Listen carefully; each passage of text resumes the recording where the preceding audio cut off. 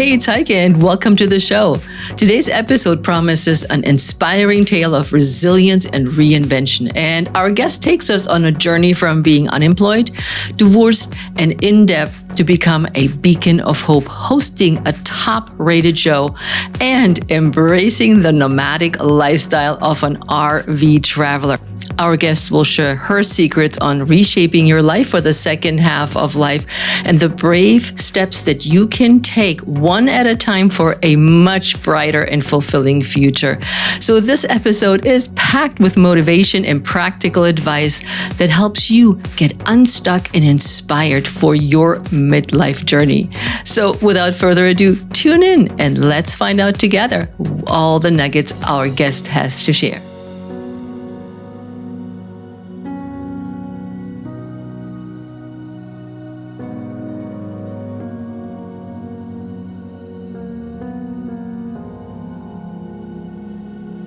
Hi, I'm Heike Yates, a fitness and nutrition coach with over 35 years of experience. I'm on a mission to empower women over 50 to reclaim their health, strength, and vibrancy and step into the best version of themselves during this extraordinary phase of life.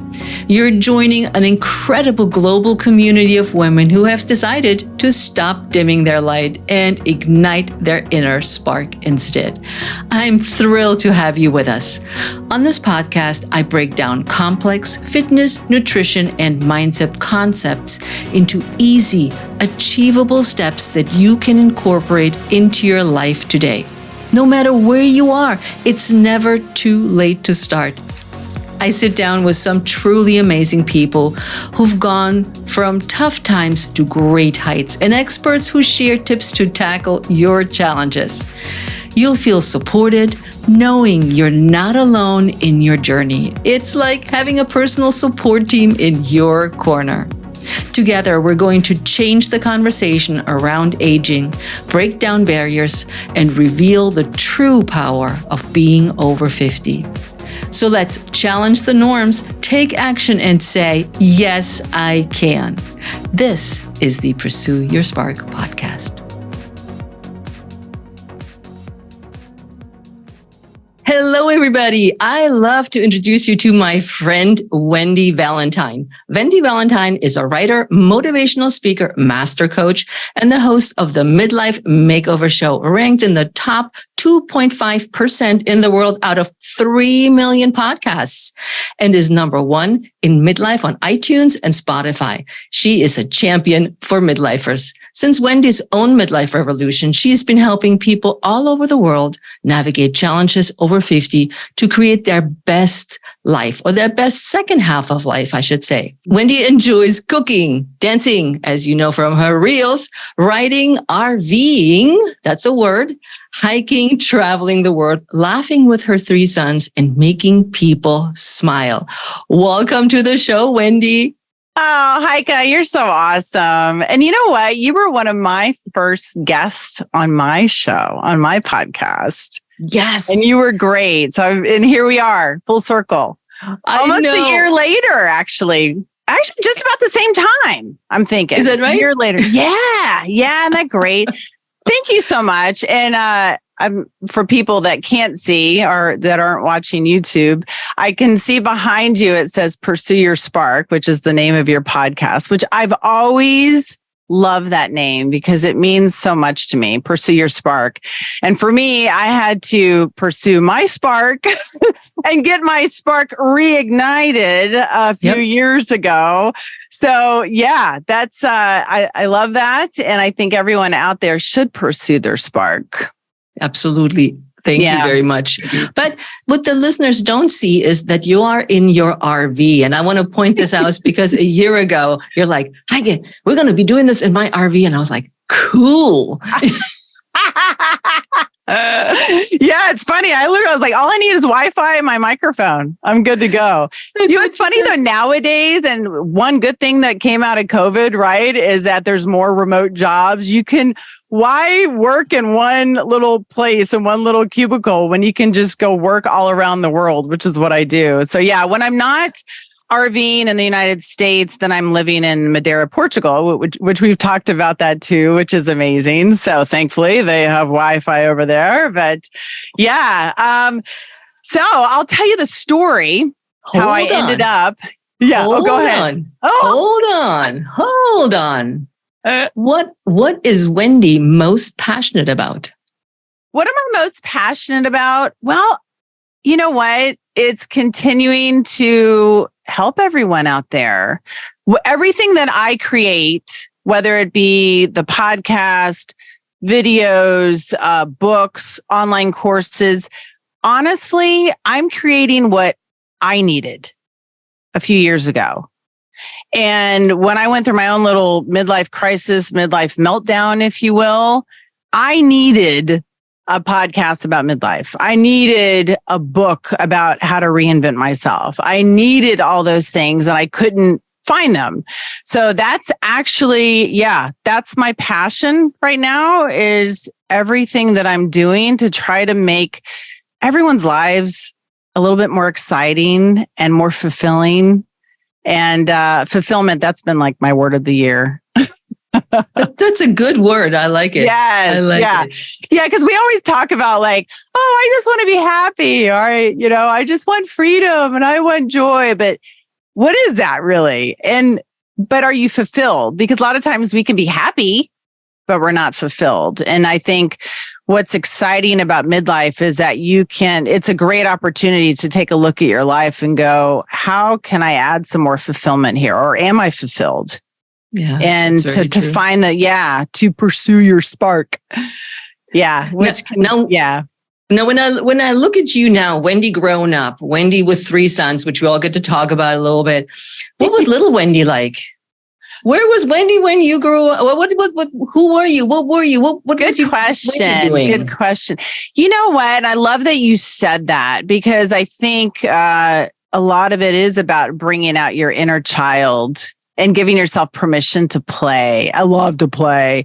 But little Wendy was always very, very, very intuitive. Shockingly, I know this is hard to believe, I was very quiet. I would not my mom still talks about it, that I was like super quiet when I was a little girl, because I was always just observing. I loved watching people. I loved trying to understand, like, why are they doing that? Or why are they saying that? Like, I love just watching and observing. I was very playful, very much a tomboy. I would build forts and make mud pies and just loved getting dirty, and I didn't care, like the good old days when you just didn't give a crap, Well, some people beg us to differ, because I know in that sense we're completely alike, because I grew up in the country, and I don't know how many times I came home dirty from top to bottom because I hung out with the farmers all day.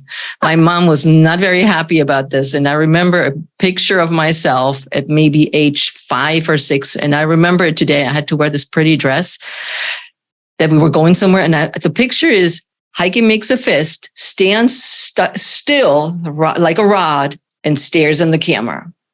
And I remember that itchy thing where I was not supposed to get dirty. I love that. Oh my gosh. Yeah, my mom would always try to put dresses on me. I was like, oh no, I don't like that. Yeah, I grew up in St. Louis, in the mountains of St. Louis. Missouri, right? Yep, exactly. Yep. Yeah. Yeah, that was Wendy. Little Wendy. And so Wendy was all introvert, and then Wendy grew up, and then what happened to Wendy? Let's see. What happened to Wendy? Oh gosh. Wendy went through a lot. So that was one thing. Even though I was pretty quiet as a little girl, I was always pretty bold though. I would do some really courageous things. I never thought that I couldn't do something. When I was a teenager, I remember hearing something about what is the quote of "you can if you think you can," or whatever you want, whatever it be, whatever you think, you can make that happen. Like anything is possible. And I remember thinking well, that's cool. So I can do whatever I want. So unfortunately though, I had a lot of obstacles, a lot of hiccups along the way, that kind of made Wendy's spark a teensy tiny little flame to where it almost went out. Yeah. So between, I was a pregnant teenager unfortunately. But fortunately, because I'm so grateful, you're right? Like it is what it is. Pregnant teenager. My first husband died at the age of 26 years old, which was pretty crazy experience. And then, so I had 2 children at the time when he passed, was a single mom. And it's interesting. I was telling this story to a guest earlier today that I didn't have time to grieve during that. I was too busy trying to raise 2 kids. I had just started my first business and I was waitressing at night. And I did not have time to grieve. So a lot of that pain, a lot of that suffering built up within me. And then fast forward, I ended up marrying again, had another child, and then divorced actually a few years ago. And that's kind of when the shit hit the fan. So at that same time, I went through a divorce. My brother died. My dog died. My cat died. I sound like an old country song. And oh my goodness. Yeah. So it was everything all at once. Yeah. And Literally. So Wendy lost Wendy. Oh, I can imagine. That's like a lot of, like you said, shit hits the fan. Yep, exactly. Yeah. And if you don't have time to grieve, I don't know, the second time around, if you had that time, I mean, you're not only grieving about a lost marriage, you have a brother, you now have your pets that are passed. Yep. I'm like, where do you even start? Because I was thinking, oh, midlife hit, and Wendy was like, oh, now I need to reinvent my life and it's different. But oh, no, this is a whole different story. Yeah. Oh, yeah. It was about going from midlife crisis to midlife awakening. And I can remember and I'm not the, say, depressed type, but I had never been in a deep depression before. It was very odd for me and could not get out of bed. I was suffering from panic attacks because, watching my brother pass. And I can remember I was laying, not sitting on the bathroom floor. I was laying on the bathroom floor, bawling my eyes out. And I was thinking, oh my God, like, this is ridiculous. I'm almost 50 years old. I was unemployed at the time. I was, just getting a divorce. I had a mound of debt, like a lot, let's say over 200 grand. And here it was, I was, depressed. I had the anxiety, like I had lost everything. The nest was just about empty. So it was just me, myself, and I. And this sounds so crazy, but maybe not. Out of the blue, I get this vision of driving an RV across the country, like going off into the desert, into the sunset. But what was wild is that, and here it was, like, again, I'm like bawling my eyes out. I'm like, all of a sudden I get this vision of driving an RV across the country. I wasn't the Wendy behind the wheel was not the Wendy at that time. It was a new Wendy. It was a Wendy that loved herself, that was healed from all of the pain and the suffering. And it was a Wendy that enjoyed life, was having fun, and actually doing what she loves to do, which is what I'm doing now. So in that moment, it was kind of like, what is the Robert Frost quote of two roads, like choosing the road less traveled. Yeah. And I thought about that. I was like, well, the road that I'd been on so far, it was either the road of monotony or the road of misery, has not served me well. And I was like, why don't I just take a different road here? What if I just if I'm going to reinvent my life, let's just go all out. And I thought, how can I make this happen? So I thought to myself, I was like, well, first of all, I got to get a job. So I peeled myself off of that damn bathroom floor and I drew a circle on a piece of paper and I wrote down like the 8 areas of my life: health, my personal growth, family, friends, finances, career, everything. And I rated each one. And I was like, that is one wonky wheel. Oh my God. I was like, all right, in order to make this dream happen, you've got to focus on, and then I became overwhelmed. Actually, I was like, my whole life was a mess. I was like, how am I going to fix this? So I thought to myself, I'm like, I'm just going to pick one thing. And the one thing is get a job. So I sent my resume out. I was living in Virginia at the time, sent my resume out all over the world, literally. And I thought, whichever one comes back first, that's the one. And I got a job offer selling houses in Chicago. I had never sold a house before. And I was like, what the hell? I'm like, let's go. So 4 weeks later, I'm driving a U-Haul from Virginia to Chicago. And I'd never worked for corporate before. It was my first time. I've always been self-employed. And I started this job and I was like, the whole time, and there's a point to me telling you this too, because anyone out there, if there's something that you're really wanting, you have the dream that you want to see happen, you've got to keep that in the forefront of your mind the entire time. Like you cannot lose focus on it. And so I kept thinking, I was like, I'm going to make this RV dream come true. I'm going to make it happen. So I worked my butt off. And within 1 year, I went from making $0 to making $500,000. I paid off all my debt. And on a Sunday, this is crazy, I flew from Chicago to Nashville, Tennessee, because I found the one RV I wanted. I was like, because I had it in my mind of the one RV I wanted. And the only one I could find was in Nashville, Tennessee. I flew there on a Sunday, bought the RV, the biggest purchase I've ever done in my entire life by myself, and drove it back this was on my day off at work, drove it back Monday morning. I walked in, I said, I got to go. And I quit. And then a few weeks later, I started the Midlife Makeover Show. That was brave too, walking away from so much money and you're going, okay, I'm now making a killing doing real estate. Yep. And suddenly you're like, oh no, I gotta go. You know what? Here's the thing. I don't believe in mistakes. I only believe in retakes. And I knew if I did not do this, it would be the first regret of my life. And to me, it's like with money, it didn't matter. Like it was more important to me that I felt fulfilled, that I was, doing what I love to do. Mm-hmm. And I thought, why not? Right.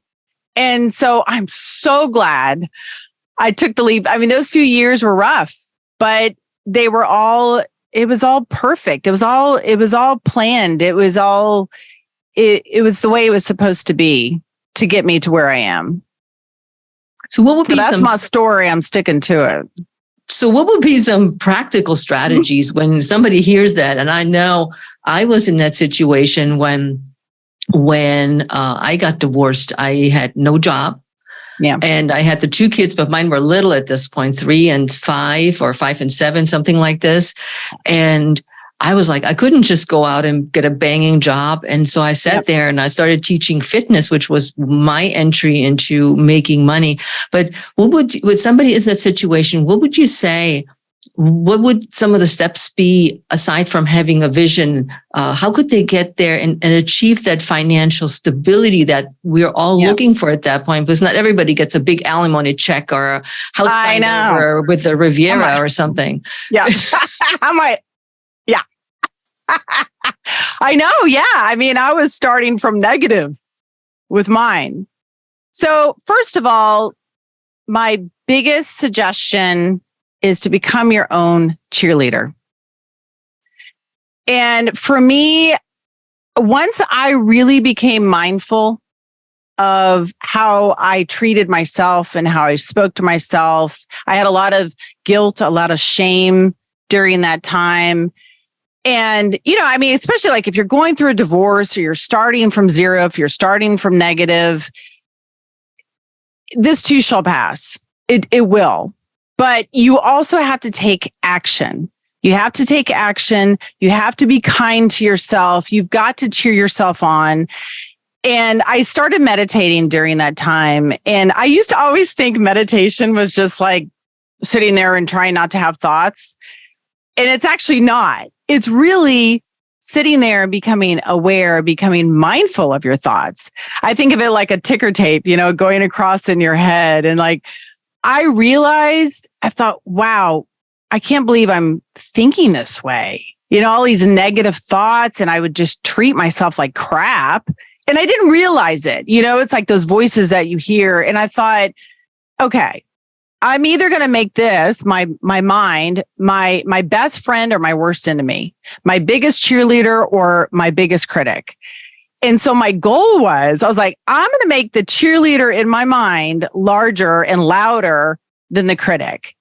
And so I did. And I tell you what, I mean, like we always hear like the thoughts become things and change your thoughts, change your world, blah, blah, blah. And it sounds all fluffy, but it's so true. It's like, oh, you don't want to believe the fluff. Enough with the fluff, but it's so true. So you've got to believe in yourself. You've got to have compassion for yourself.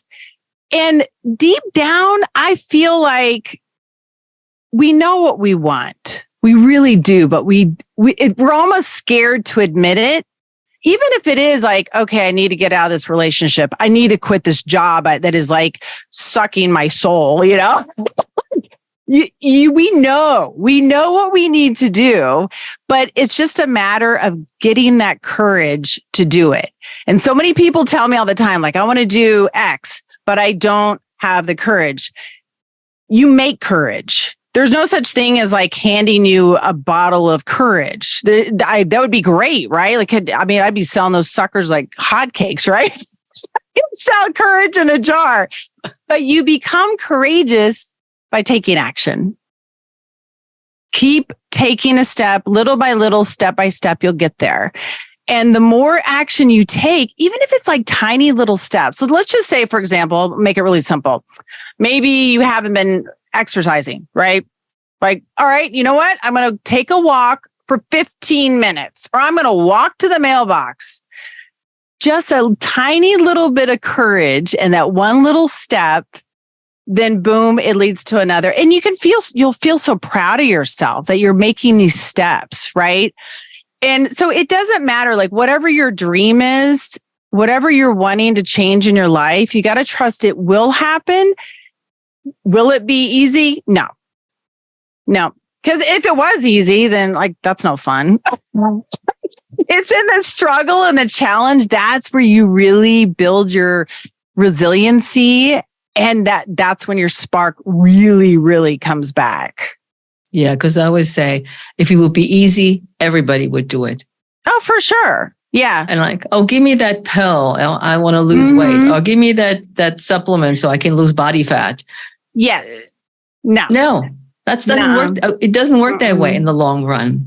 No. So that's very true. I think that the tiny steps that we take lead up to so much in the end. And people don't recognize that these mini steps, baby steps, are really the building block to much bigger things like your life in the RV. So who knew that you're going to zip around in an RV like mad woman all over the planet and have a blast running a show out of an RV and see so many things. Yeah. You can create whatever you want. You really can. You have to believe that. You become the author of your own life. Hey, it's Heike, and I wanted to share something super cool with you. If you've been wondering about trying out Pilates and intermittent fasting, I have the course for you. Have you heard of the Fasted and Fit Over 50 Jumpstart? I created this non-intimidating course for women over 50 and 60 that want to start feeling stronger, healthier, without another diet or exercise program that doesn't fit their lifestyle or health goals. The Fasted and Fit Over 50 Jumpstart is a 14-video self-paced course. This is for you if you are new to Pilates and have never tried intermittent fasting, but you're curious if it's for you. No equipment is needed or any food to buy. Why not? Jumpstart your health and strength today. Go to heikeyates.com and get started. Your own life. Yeah. And I always say too, like, I mean, no matter what age you are out there, but the one thing is like when you are, the leaf blower always decides to come right when we're recording, you know? I'm sorry. I'm sorry if there's a leaf blower in the background. But anyways, when you're in your 40s and 50s, especially, right? You're old enough to know what you didn't like, what didn't work out. But the cool thing is you're young enough to still do something about it. Yeah. You can still change your life. I think at any age you can do this. It gets harder as you get older. And you become more set in your ways and more afraid as you get older. So rather take action now than thinking, oh, everything's great. I'm going to just stay the way it is and I will not change anything and I will do it later. Yep. Because later may never come. Exactly. Well, yeah. I mean, take, for example, I always think about my ex-husband, 26 years old. He never even had a chance for quote unquote midlife. Right. Yeah.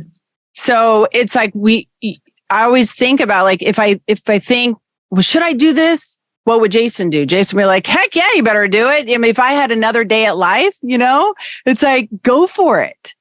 And I mean, it's so cliche. Life is short, but life is short. This is it. Yeah.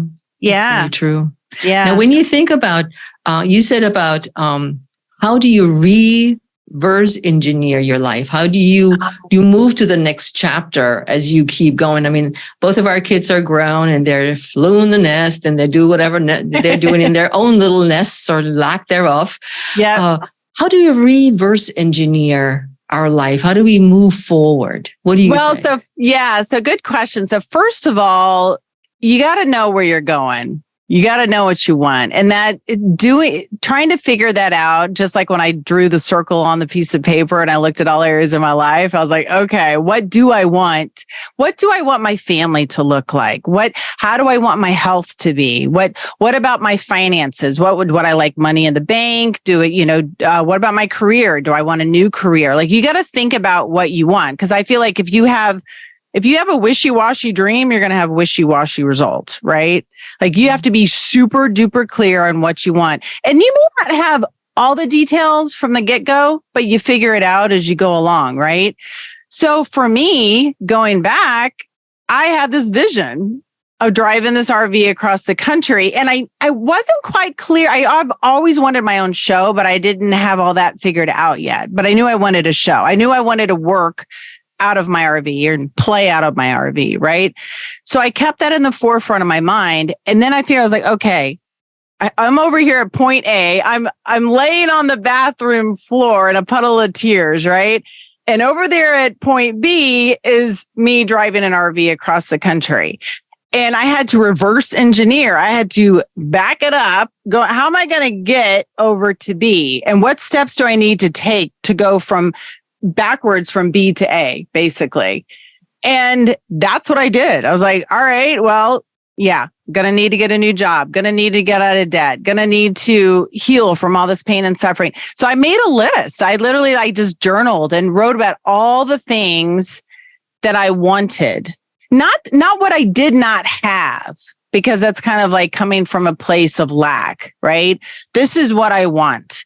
And then I just kept moving forward every single day. And again, you have to cheer yourself on. I still do.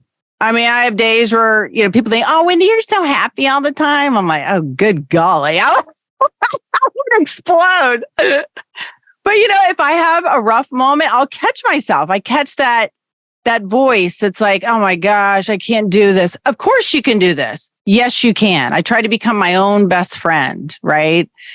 And sometimes, we have a good support system and sometimes we don't. But whether you do or not, you are right there in front of you and become your own best friend. Very true. Yeah. Very true. And so many women don't. We're our own worst enemy. We're putting ourselves awful. Down. Instead of picking ourselves up, we only pick on the things we can't do. Yep. And I'll tell you what, it's one thing too, especially as women, we take care of everybody else. True. And I think a lot of times too, especially when you get to your 40s, 50s, the nest is starting to empty out and you're like, wait, I don't have anybody else to take care of.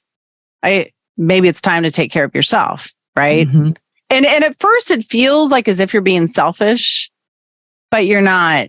I mean, I think it's so amazing to see and feel, experience a woman that loves herself And it shows in her life and in her relationships. Yeah, absolutely. Yeah. I think that's a good way to phrase it. It shows. I mean, you exude more confidence.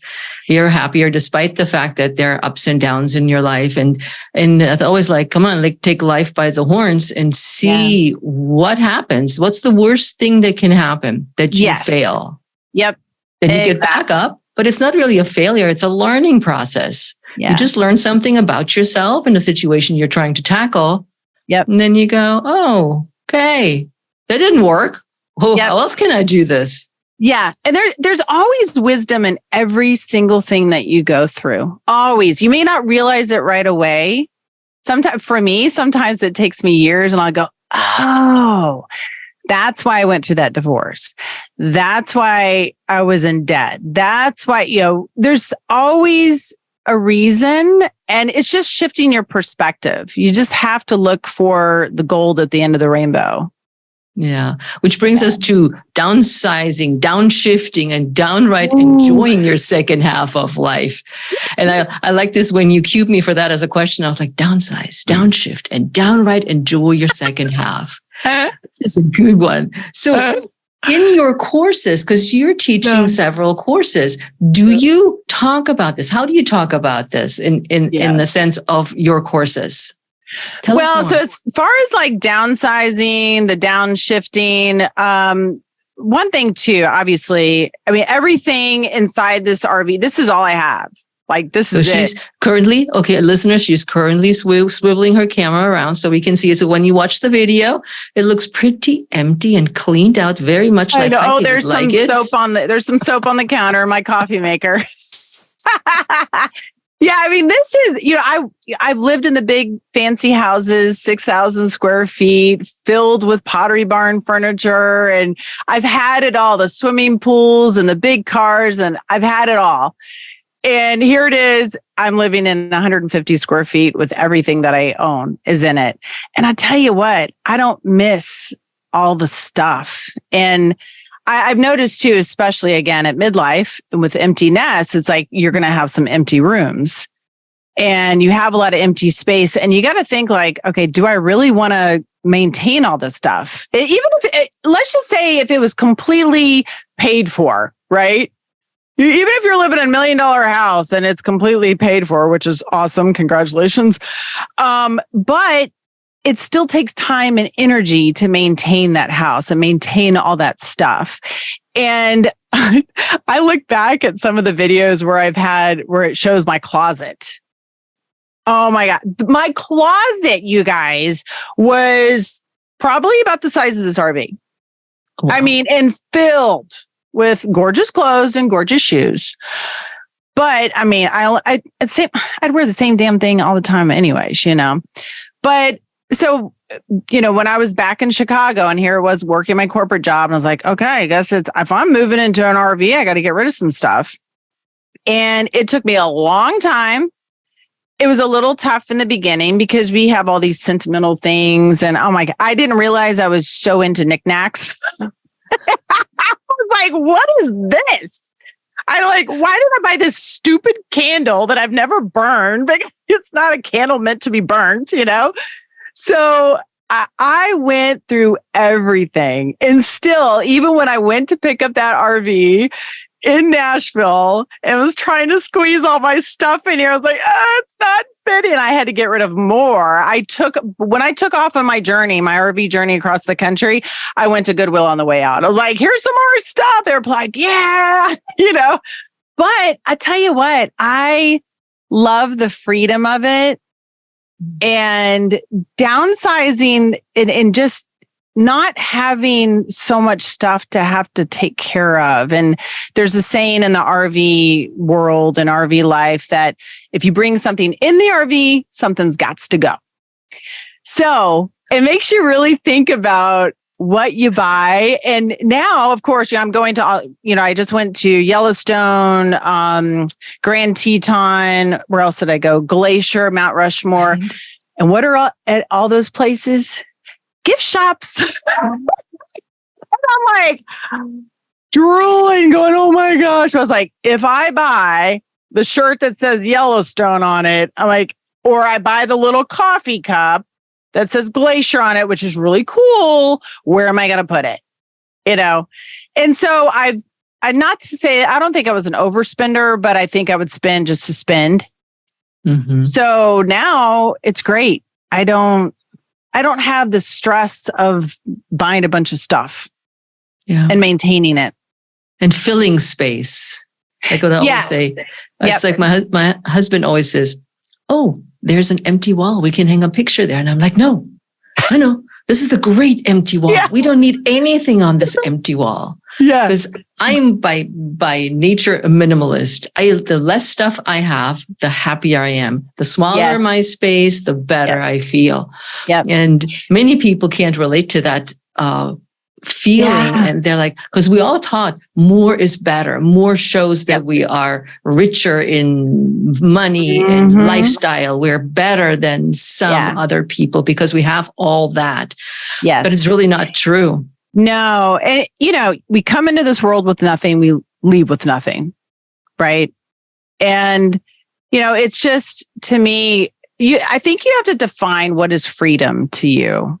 And I can still remember journaling about that myself. Like, what does freedom mean to me? And freedom for me meant that I could put this RV in storage and I could go live in another country. I've always wanted to live in Europe. I was like, okay, well, that's freedom because I'm not going to have to maintain a house when I'm away, right? And the freedom to be able to have my own schedule, the freedom just to be able to work wherever I want to work. And so I think that's important, to define what is freedom to you and what that means to you. And, you got to think about the future a bit. I'm all about living in the present moment. At the same time, you got to be a little proactive. Otherwise, you'll end up being reactive.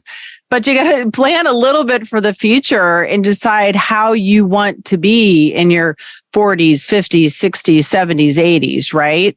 You have to, because next thing you know, you're like, oh my God, how did I arrive here? I'm already in my 60s. I'm already in my 70s. How did I get here? So you've got to decide how you want to live your life. It's your one life. Yeah, it's very true. Because as I find always that every 10 years, there's a change. Yeah.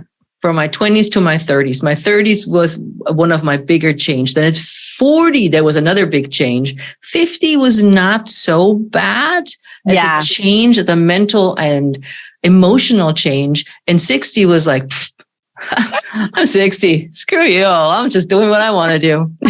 Exactly. I know.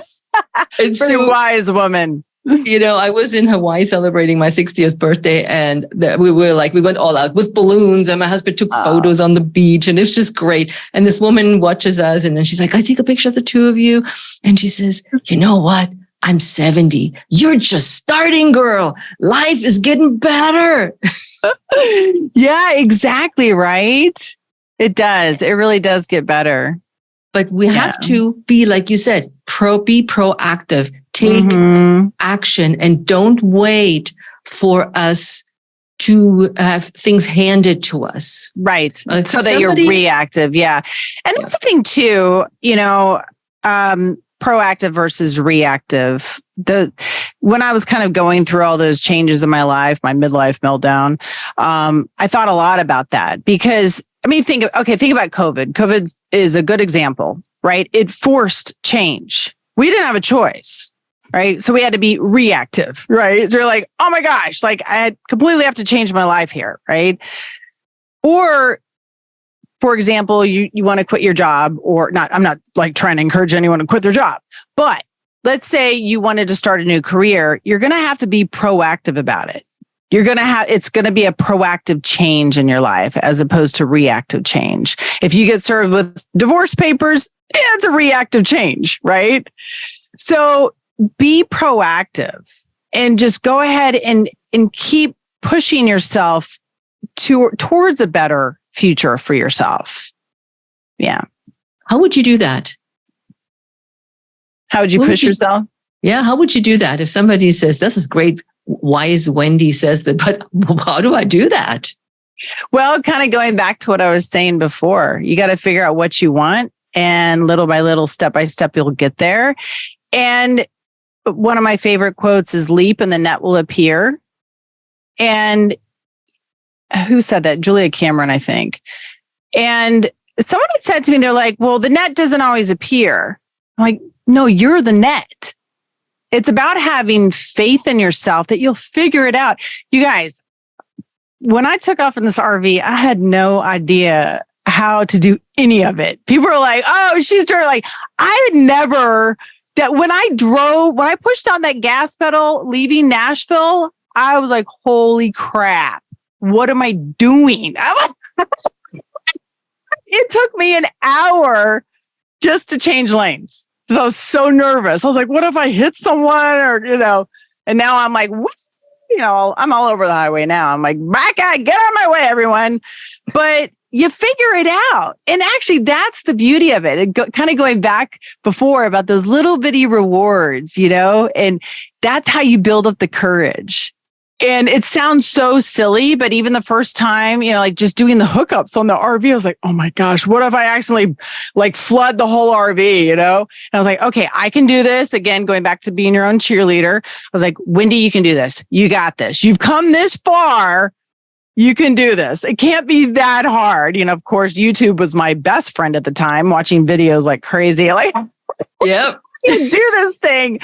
But I felt so proud of myself. Just the littlest things of like, oh my gosh, I just fleshed out the system. Yeah. I was like, well, this is so great.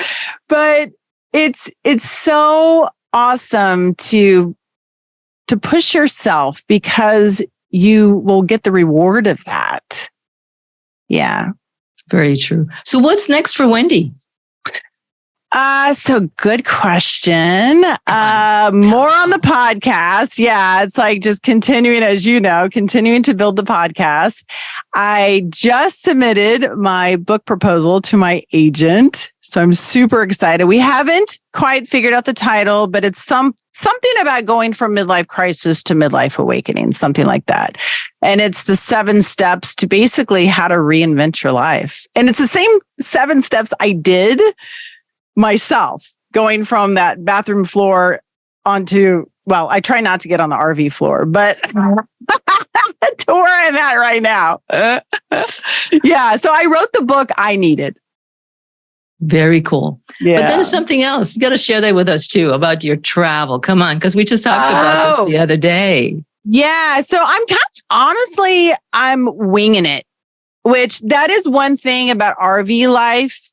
You can't plan everything, I call myself a spontaneous planner because I like to have somewhat of an idea. But as a matter of fact, I don't even know where I'm going after Sunday. I haven't figured that out yet, which is kind of cool. But I can go wherever I want, which is nice. But I have a feeling, yeah, go ahead. I was following you on social. I'm like, okay, she's at Yellowstone and then she's here. And I'm like, okay, where's Wendy? Where's Wendy? It's like, where's she go next? Where's she going next? I know. I think I'm going to go to Northwest Washington, like go up to Lake Crescent Lodge, Seattle, and then work my way down the coast. Go to Oregon. I want to go to one of my favorite wineries, Erath. And then, I don't know after that, maybe down to California, New Mexico, Arizona. And then I'm going to store the RV in Arizona because the weather's good there. And then I will fly back to Madeira, Portugal until probably January. Yeah. Yep. I think we will miss you because we're going there end of September. Oh, I know. Yes.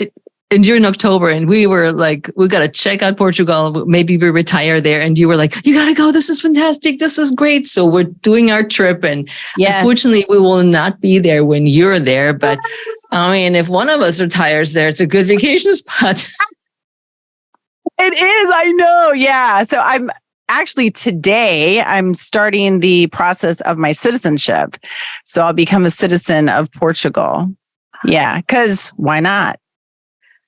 Is it an EU citizenship? Is Portugal part of the EU? Yep, it is. Yeah. So I can go to Germany. I can go to France and Italy and Spain. And so cool. But it's neat though. Again, I've always known since, I was young that I wanted to live in Europe. I was always just fascinated by their way of life. And you learn so much from, as you know, like different cultures, and I slow down much more. And I mean, I slow down in RV life a little bit, but I really slow down in Portugal, and that's good for me. So yeah, Portugal is amazing. My son has moved to Amsterdam. Oh, really? About 2 years ago with his wife, and now with our granddaughter. So we will get to see them the end of the year in Spain, of all places. But I swear, this little munchkin has been to 10 countries in her first year. Not that she remembers any of it, but they went to Italy, then to France, and they went to Spain, and they just recently were in Austria. And I'm like, do you guys ever work? Compared to our culture here, they're like, oh, we have vacation. And they do have the extra money that they can spend it all on the trip for the three of them. But I'm like, Envy, I want to come too. God, can Oma come? Yeah, exactly. Oh my gosh, that is so cool. Oma, that's what they call you. Oma. Yep. Oma. And so the life is very different. It's a different pace. Yeah. People don't put work before their life and their adventures. And so... And here's the thing too. I just want to say that, even before I had, taken the leap and moved to Portugal and got a place there, and it's fully furnished, which is awesome because I was like, I don't have any furniture. All the furniture I have is attached to the RV, literally. But I thought about it. I was like, you know what? What if I don't like it? I mean, I had never been there before. I rented the apartment online, and I was strictly going again by YouTube videos. I was like, okay, this place looks pretty nice, And I thought, what if I don't like it? I mean, whoop-de-doo. So even if you're out there, you're listening and you're thinking of doing something bold and courageous, oh my gosh, what if I don't like it? It's okay. You pivot. And it doesn't it doesn't matter. I mean, I think we're so worried that something's not going to work out, but it always works out the way it's supposed to work out. Yeah. In the end. And like I said, sometimes you just have to pivot, and if it's not working out, maybe something better came along and that changed your plan or changed your the direction in general, but that's okay too. Yeah, exactly. I know. So what wise words does Wendy have for our midlifers? Oh gosh. Wise words. See. What wise words do I have for you? I hate to repeat the same thing, but become your own cheerleader. Become your own best friend. It would be the best thing that you could do for yourself. Yeah. I agree. Yeah. And you know what? Repetition is good. Repetition is boring, but repetition is good and gets results. Do the same boring thing over and over, and guess what? I know. Be your own cheerleader. It's the same. Yeah, you're right. And it's the same thing like with strengthening your body, right? You're building that muscle. You're doing that with your mind. And it's like when you do change your thoughts, you will change your world. You'll wake up one day and go, oh my God, I did change my world. How cool am I? Yeah, you're much more powerful than you think. Yep, very true. Well, thank you so much for coming to us live from your RV. And it was so good to catch up with you. Thanks for being here today. Thank you, Heike. I just loved sharing my friend Wendy's life and her background with you, and how she turned her life around. And she's a fighter. And when you see the picture of her, she is this gorgeous, blonde, giggly woman. You'd never think that she's as powerful as she is, because she's just as kind as well. And now I thought about, after I recorded the episode with her, living in an RV, that sounds kind of fun, or at least try it out. So I hope you are just encouraged and inspired, just like I was when I talked to Wendy. If you feel stuck and confused and uninspired in your midlife journey, I want you to reach out to me. Reach out to me at Heike Yates. I really want you to reach out to me right now, or as soon as, if you're listening to this while driving, as soon as you pull the car over, get your phone out or wherever you're sitting and send me an email to Heike at heikeyates.com. And I keep always assuming that you guys know how to spell my name, which is Heike at Heike Yates, all one word.com. And tell me what you thought of this episode. Are you feeling inspired? Are you feeling ready to bust loose? So send me an email with the title Stuck or Confused. And I want you to know I read all your emails. Reach out to me and let me know your thoughts about this episode, how you felt, if you thought that Wendy was a crazy nutcase, or you thought she was just amazing, or maybe something that you have experienced that you would like to share with me. I read all your emails. So get to it. Stuck, confused, or confused in the topic line, and send it to me at heikeyates.com. And I cannot wait to see you here back with me virtually on the Pursue Your Spark podcast. Ciao.